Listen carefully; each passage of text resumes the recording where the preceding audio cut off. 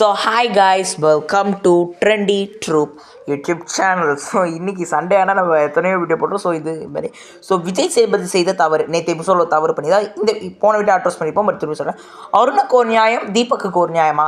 S.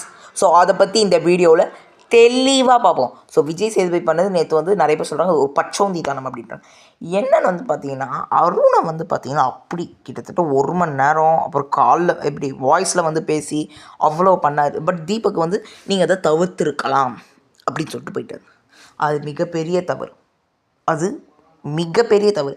அப்படி சொல்லி அப்போனா இவரையும் நீங்கள் அதை தவிர்த்துருக்கலாம். அது நேற்று பார்த்தீங்கன்னா அருண் பிரசாத்தும் சொல்லியிருந்தார். பட் அதை அதாவது தனியாக பேசுனாங்களே, அதுக்கப்புறம் தான் பார்த்தீங்கன்னா விஜய் சேதுபதி காலில் பேசுவார். ஸோ தனியாக பேசும்போது பார்த்தீங்கன்னா அருண் அது அவருக்கு மட்டும் தவிர்த்துருக்கலான்றாரு அப்படின்னு. அது கரெக்டு. இப்படி தவிர்த்துக்கலாம்னு சொல்லக்கூடாது. நிறைய பேர் என்ன சொல்கிறாங்க, இது பச்சோந்தித்தனம் சொல்கிறாங்க. நேற்று பண்ண அவரோட மிகப்பெரிய mistake, one of the biggest mistake பார்த்தீங்கன்னா தான். இவரையும் நான் கேட்டுக்கணும். எனக்கு என்னமோ தீபக்கு ரொம்ப சொம்படிக்கிற மாதிரி தான் தெரியுது விஜய் சேதுபதி. நம்ம எது இருந்தாலும் ஓப்பனாக பேசணும். தீபக் ரொம்ப இது பண்ணுறாருன்னு நினைக்கிறேன். கடந்த 3 வாரமாக தீபக்கு ரொம்ப சொம்படிக்கிறாரு. ஏன் அப்படி பேசுகிறாருன்னு தெரில. இந்த ஷார்ட்ஸ் வெளில போகும்போது கூட இவர் ஒன்று பேசினா, இது இவர் சொன்னது ரொம்ப முக்கியமாக அப்படின்னு. யார்? விஜய் சேதுபதி சொன்னார். தீபக் சொன்னது ரொம்ப முக்கியமாக, அது வாழ்க்கைக்கு ரொம்ப பயன்படும் அப்படின்னாரு. நிறைய ரொம்ப சொம்ப தூக்குறாரு. ஏன் அப்படி? அப்போ ஃபர்ஸ்ட் ஆஃப் ஆல் சொம்பே தூக்கக்கூடாது. ஏன்னா என்னது, ஆனந்திக்கு சொம்பு தூக்குனார், முத்துக்குமரனுக்கும் சொம்பு. ஆனந்திக்கும் முத்துக்குமரனுக்கும் கொஞ்சம் சொம்பு, அதாவது பேசுகிற திறமையினால கொஞ்சோண்டு சொம்பு.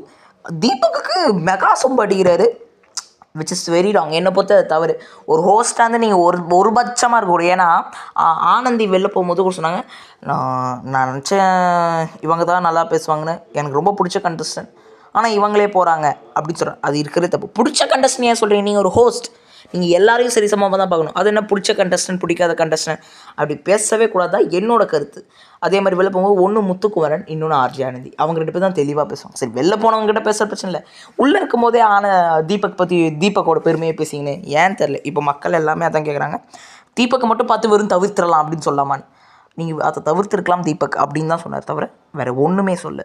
ஸோ அது ஒரு டிசப்பாயிண்டடாக தான் இருக்குது. ஸோ இதை பற்றிய கருத்து என்னென்னு மறக்காமல் சொல்லுங்கள்.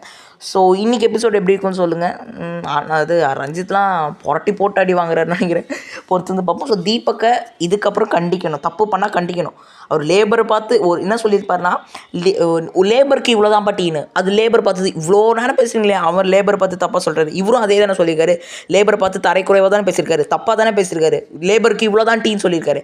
அதையும் நீங்கள் இப்போ எடுத்து பேசிக்கணும். அப்போ லேபர்னு இவ்வளோ என்னது அடிமட்டமாக தான் பார்ப்பீங்களா நீங்கள் கேட்கணும். அது கேட்கவே கிடையாது. ஏன்னு தெரில. ஸோ இந்த வீடியோ பிடிச்சிருந்தால் மறக்காமல் like, share, comment and subscribe பண்ணுங்கள். ஸோ அடுத்து ஒரு மிக சூப்பரான வீடியோவில் சந்திக்கும் வரை உங்களிருந்து விடைபெறுவது உங்கள் ட்ரெண்டி ட்ரூப் யூடியூப் சேனல்.